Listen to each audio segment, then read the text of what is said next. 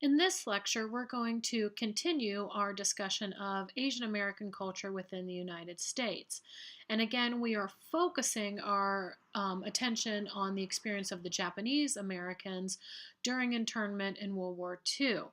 Now, last week we looked at the Supreme Court cases and we did kind of an introduction into the rising tensions in the United States and why it was only those of Japanese ancestry that tended to be focused on. Last time we also did an introduction to Farewell to Manzanar, but I really didn't talk about it too much because I want you to read it and I just didn't want to give it away. So what we're going to do today is we'll start and we're going to talk a little bit about some of the first 5 chapters, and then we're actually going to turn our focus to Manzanar itself and some of the photography that came out of Manzanar. And then I'll conclude this section by looking again at the last chapters of Farewell to Manzanar. So let's go ahead and let's start with chapters 1 through 5 that you should have already read for last week.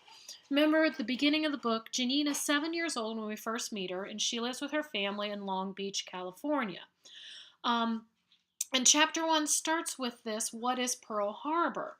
And they didn't understand what Pearl Harbor was. Her father was a fisherman, and all the boats went out, and then they all started coming back in because they were told to go back in because of the attack on Pearl Harbor. And then remember certain things, that her father, he ended up burning a flag from Hiroshima, his papers, and many documents showing anything that was a connection to Japan. And he did this, remember, because she says that he still was not an American citizen. And so now he's a sardine fisherman, an alien with a commercial fishing license, and he was picked up by the FBI because there was a belief that these men were making contact with Japanese ships off the coast. And we know they definitely were not. And she calls her father a man without a country. And what she means by this, you can see it on page 8. She says, after 35 years, he was still prevented by law from becoming an American citizen. He was suddenly a man with no rights who looked exactly like the enemy. And chapter 1 ends with her father being taken away. And then in chapter 2, we start to see things begin to fall apart, that the mother's main concern is to keep the family together, and they have to move. They moved to Terminal Island to be closer to the rest of the family. They stayed there for 2 months. And remember, Janine didn't like it because she had grown up in a predominantly white neighborhood. And so this is the first time that she's actually living among others of Japanese ancestry, and she herself actually had a fear of Oriental-looking faces from something that scared her when she was younger. Janine herself only speaks English, and she said the other children in Terminal Island kind of despised her for this. Then the family ends up having to leave Terminal Island. They were forced out. And this is the story where on February 25th, her family was basically given 48 hours to leave Terminal Island. And you had these secondhand dealers that were prowling, often giving humiliating prices for goods and furniture. And I want you to really pay attention to the episode that happened between her mother and one of the dealers. And her mother, who's usually so calm, and that actually she destroyed all the china instead of actually selling it for the very, very low price that he was giving her. So then they moved to Boyle Heights in downtown Los Angeles. And then from there, they had to move again. Why? Because this is when Executive Order 9066 comes out, and they were told they had to report to the internment camps. And she talks about some of the feelings about this, right? They were nervous, but also some relief that they had a sense they were going somewhere, and there was all this threat of violence against them. So they thought maybe it would be a safer place to be. And in fact, Janine herself is actually excited when they're on the bus, because for her, this is some sort of grand adventure. She considers her family one of the lucky ones because they all actually got to stay together. And remember, the families were given a number, and this number was placed on your collar and on your belongings that you carried with you, and that's how you became identified, by this number. And then in chapter 2, she talks about Manzanar when they first got there. And when she first describes the camp, remember, she's talking about just the dust swirling everywhere. And that's one of the things you always remember about Manzanar was the dust. There were gates and barbed wire. And when they got there the first night, it was time for dinner. And the people who were working there thought they were doing something nice. They put apricots on the rice.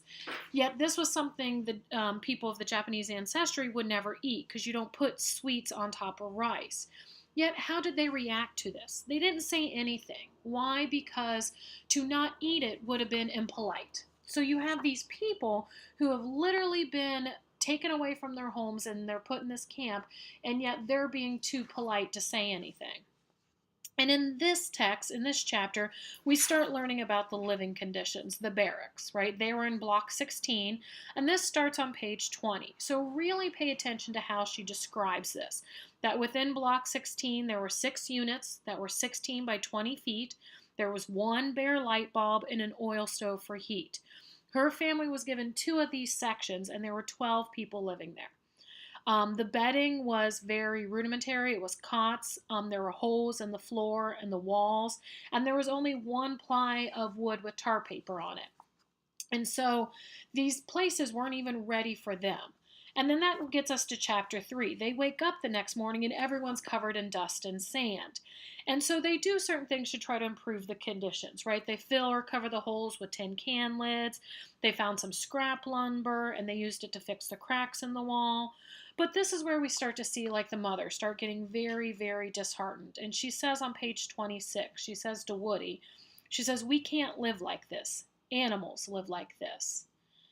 And then chapter 4, Common Master Plan. This is her talking about life in the camps and how she remembered it.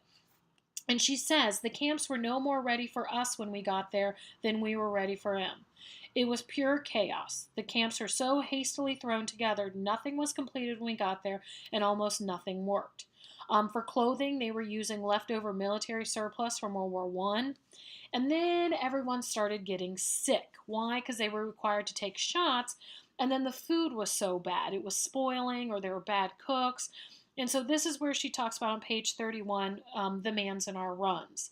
She said, "The Manzanar runs became a condition of life, and you only hoped that when you rushed to the latrine, one would be in working order." And then she talks about the bathrooms on pages 31 and 32, and how at first there weren't even, privacy walls in between them. And she talks about her mothers in the bathrooms, and she says she never did get used to the latrines. It was a humiliation she just learned to endure. All this was an open insult to that other private self, a slap in the face, and you were powerless to change. And then in chapter 5, she's starting to talk about more of life in the camps. And I really want you to pay attention. She talks about dinner, the family dinner. And this is on page 35, where she's talking about how dinner was before life in the camps. That there was a big old round wooden table. They would all sit there. Where you sat was according to age, and Papa would sit at the head. And they would have this family time, this meal together. And she talks about how this changes in the camps, that the family stops eating together. Usually the younger children tried to eat with their friends, or they'd go to a different barracks in hope of finding better food. At time, the grandma was too old, so her mom would have to take the food back to her. And then she also talks here about how even after the war, this never went back to this family dinners. Why? Some had moved east. Their new apartment was too small to have a big table, and so they ate in shifts. And she says on page 37, "My own family, after 3 years of mess hall living, collapsed as an integrated unit. Whatever dignity or filial strength we may have known before December 1941 was lost." And then she talks about a paper that she had written for school. And she talks about fishing with her family. And the reason she talked about this happy memory, was because she wanted to remember it, because she knows that they'll never be able to do it again. And then Janine starts talking about herself, that this is a time in the camps where she starts to feel adrift, that most people are finding a place for themselves, and yet she still doesn't. So she talks about maybe converting to Catholicism because she felt a sense of belonging, but this quickly gets shut down. And then at the end of chapter 5, her father returns, and they're all standing there when he comes back, and he gets off the bus. And she said the first thing they noticed when they saw him was that he was now using a cane. And this was such a big deal because it was almost a symbol of weakness, a symbol of him being broken. And she says he had just been gone 9 months, but he had aged 10 years. And when she saw him, she actually cries. And I want you to think about, why was she so sad in this moment with her father returning? Okay? And then in chapter 6, we're talking about the father coming back. And so pay attention to that in chapter 6 and how life changed when he returned. He was he was a drunk, and he became violent. He wouldn't leave the room. And so, talk about this, or think about this, and think about how this had changed. But what we're going to do now is we're actually going to look at Manzanar itself. And these are some of the slides I have here. Here you can see, this is a photograph of Manzanar, and you can just see the dust swirling. On this slide, you can see these were the 10 location camps that were set up, and you can see in the areas. And then here, this is an image taken by Dorothea Lange, and this is where each family was given a number. And so you can see the grandfather and the young children sitting here with those tags on them. But what we're going to do is we're actually going to look at 3 different photographers who actually went into Manzanar. The first is Ansel Adams, and then we'll look at Toyo Miyatake, who was actually an internee at Manzanar, and then Dorothea Lange.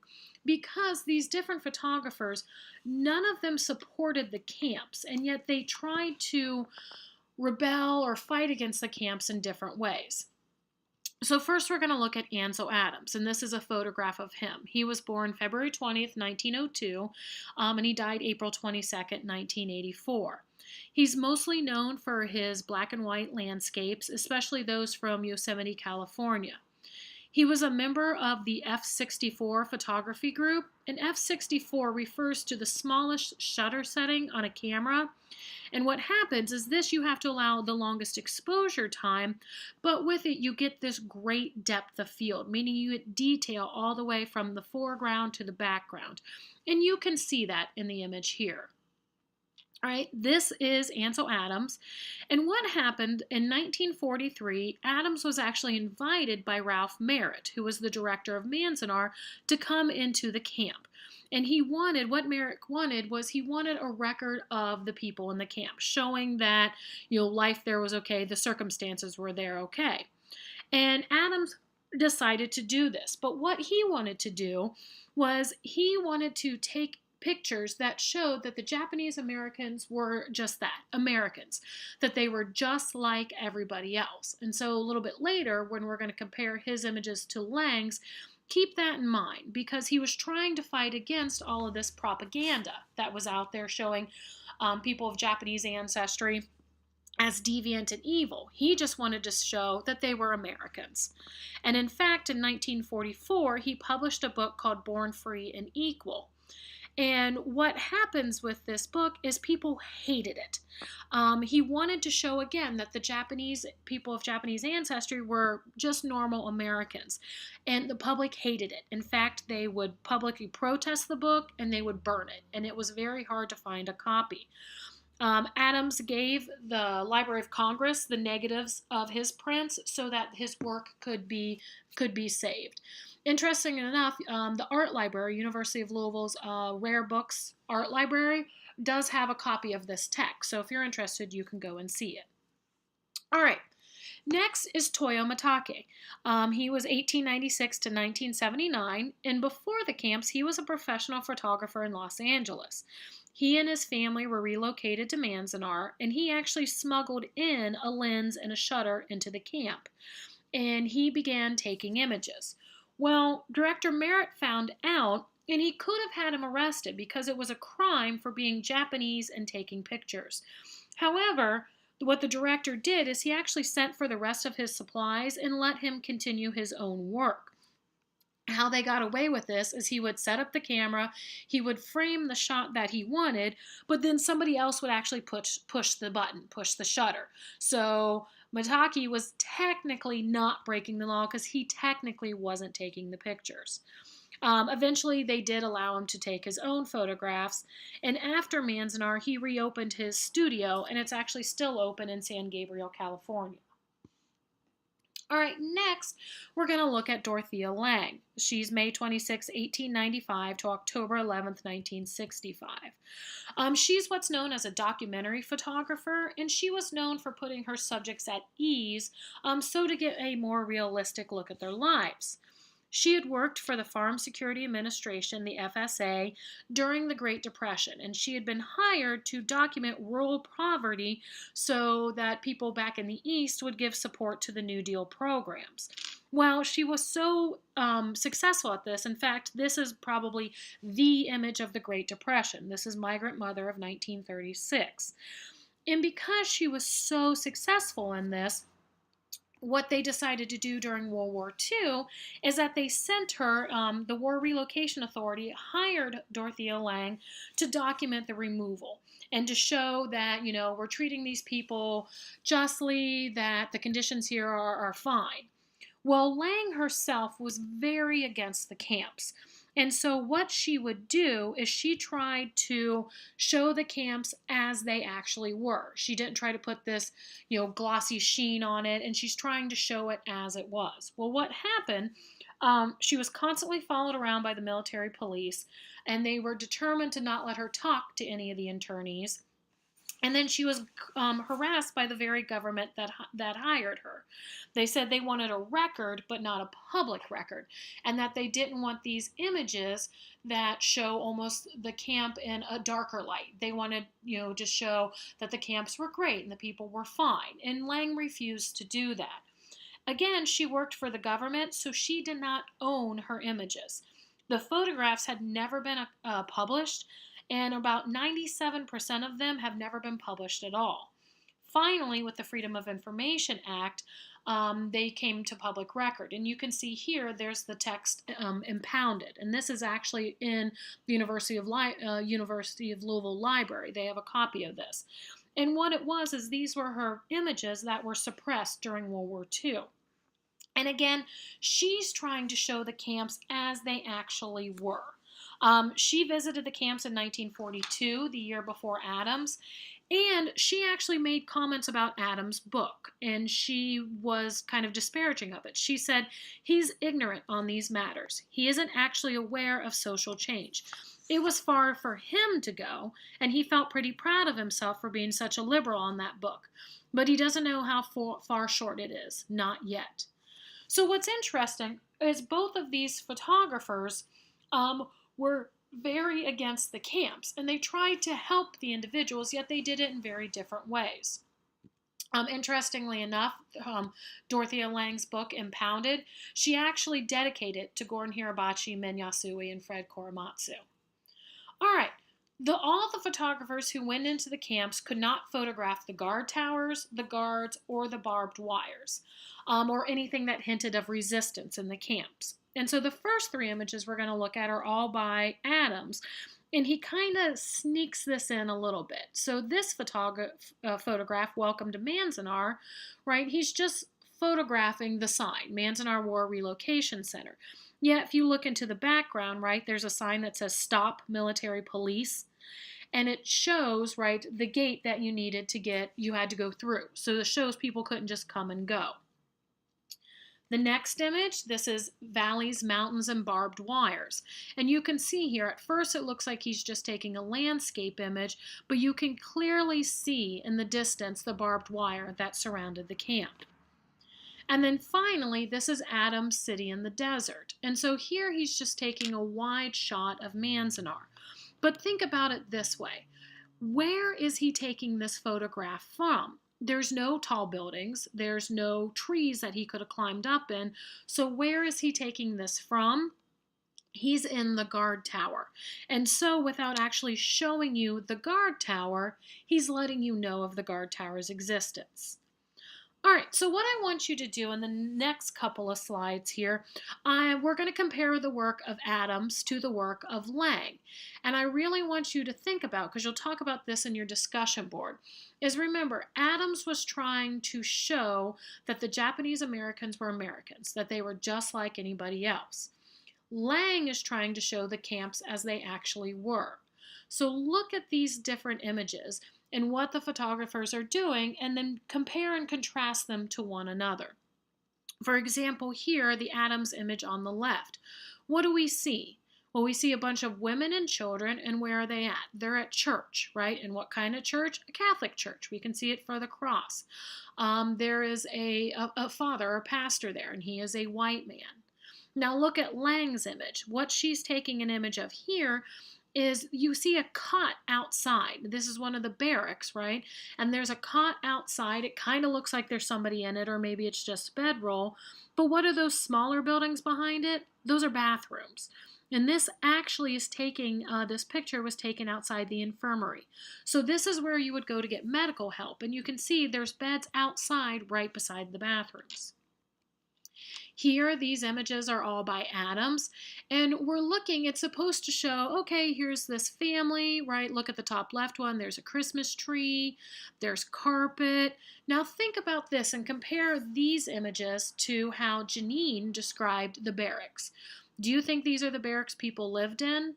They're not. These were actually taken in Director Merrick's housing. And so yet Adams is trying to show, like, maybe here's just this happy family, this young happy couple, in their home. Now here's more images of Lange, and you can see here, especially in the image on the right, definitely looks more like the description Janine gave us in Farewell to Manzanar. Again, comparing Adams and Lange, the Adams image almost looks like it could be a postcard, that this is kind of any town, USA, and people walking down the streets. In Lange's, you have people standing in line, probably for food. Again, Adams showing little schoolgirls. They've got books. They're sitting on chairs with pads. And then we see some organization in the meetings here. And then yet compare that with Lange's. And these are the smaller boys who are trying to study. And they don't even have anything to sit on. That the bench that's provided, they have to kneel on the floor so that they can write on the bench. And then again, another image, Adams and Lange. And you can see Adams here, right? What's more American than baseball? But pay attention. Can you actually tell the identity of any of these individuals? You can't. And then Lange, again, people standing around waiting in line, and you can tell how hot it is. Everyone's up against this building because there's like a little foot of shade, and they're trying to stay out of the sun. And then again, here you see all the dust from Manzanar. Now, I've actually also given you a link on the weekly schedule. There's a link to a film that was put out by the United States government. And this was put out by the Office of War Information. And this was produced to kind of show the American public what life in the camps were like. So I want you to watch that and think of, after looking at these images and after reading Farewell to Manzanar and what you know about this, I really, really want you to think about which one shows the more realistic depiction. And then the last couple of slides here, there's another YouTube clip. What happens, there were only a few ways that you could actually get out of Manzanar. And one was eventually you could be sent out further to work in the fields, or you could join the army. And the YouTube video I have here talks about the team, the 442nd Regimental Combat Team. It was made out of all Nisei. And what happens is they are actually the most decorated American unit in World War II. Yet they also suffered the most very heavy casualties. So please watch this, and then you're going to see what these men did. Even in a country that denied them their citizenship, they still joined and fought for that country. And then here we're going to talk about, this is, we see this in the conclusion in chapter 22 of Farewell to Manzanar. And this is where Janine and her family go back, and Manzanar's pretty much gone. There's really nothing left, but you have this one obelisk, and that's what you see here. And in Japanese, it reads, "A Memorial to the Dead." It was built in 1943. And it actually wasn't even until, you know this from the film, and that it wasn't even until the 1980s that any reparations were made. And here in this letter, you can see October 1st, 1993, this was signed by Bill Clinton. And this is a written apology to those who'd been interned, that they were denied their most basic fundamental liberties during World War II. But you have to think about it. Remember, this is 1993, that many of these internees, many of them had already passed away. But we'll go back to this image. So we're going to talk a little bit about the end of Farewell to Manzanar. Again, I'm not going to go through all the chapters because I want you to read them on your own.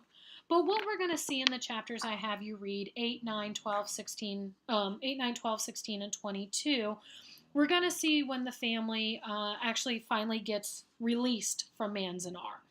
And that the camps themselves closed. Why? Because the war was ending, that this wartime necessity no longer existed. And you see, especially in chapter 16, Free to Go, in 1944, the wartime necessity was no longer present, and finally the courts ruled that this was unconstitutional. Yet again, the wartime necessity was no longer there. And it's interesting, you would think that they're finally allowed to leave. Well, what was her family's reaction? Is they're not joyful, right? They have no home to return to. They don't have anything to go. They had to give everything up. And then she's reflecting again about her time in the camp. And she says, in such a narrowed world, in order to survive, you learn to contain your rage and your despair. And you try to recreate, as well as you can, your normality, some sense of things continuing. Well, now they're told they're free to go. Well, where are they supposed to go? They don't have a home anymore. They don't have any of their belongings. And so they weren't really sure what they were supposed to do. She talks about herself, her belief in the outside world, right? She's afraid of it, that there was this humiliation. It's almost like they'd been in prison for 3 years.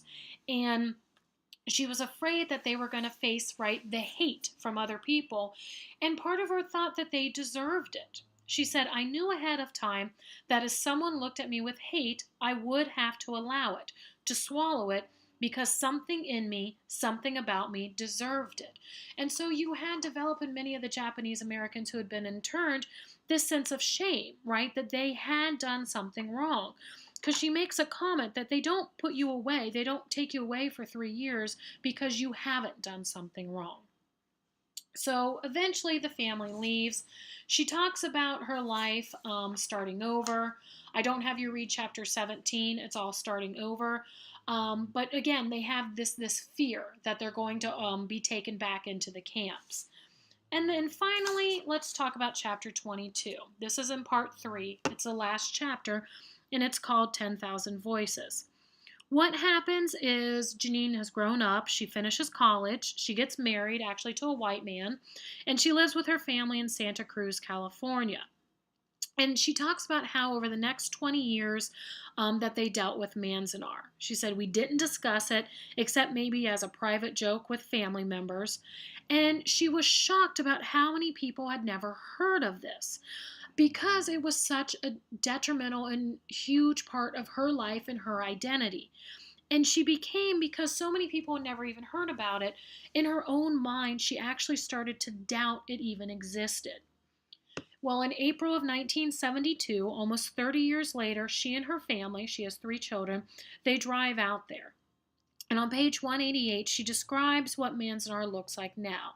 And basically, it's empty. She says even the dust is gone. Only the gatehouses and the single white obelisk is there, surrounded by a dozen or so gravestones. Again, the obelisk, which was built in 1943, reads a memorial to the dead. And then she talks about the rock gardens, right? That the rock gardens they had created were still living there. And she talks about how Papa's life ended there. Even though he died 12 years after the camps, she said, really, this was where his life ended and my life began, meaning her new identity. And she says on page 195, now having seen it, I no longer wanted to lose it or to have those years erased. Having found it, I could say what you can only say when you've truly come to know a place. Farewell. And she says, Manzanar would always live in my nervous system, a needle with Mama's voice. And then she concludes this book by talking about, she remembers the day, as she calls it, Papa came back to life. And this was the day where he bought the car so they could leave the camps. And she remembers that she was so scared, yet all she could do was laugh. And in that moment, she said, I believed in him completely just then, believed in the fierceness flashing in his wild eyes. Somehow, that would get us past whatever waited inside the fearful dark cloud. And that's how she concludes the book. And I want you to think about that. Think about, why did she choose to end the text this way?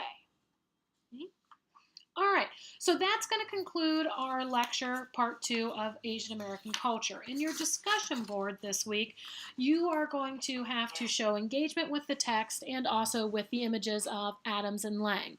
Again, please watch the government propaganda video that is also posted, because that will be discussed in your discussion board also.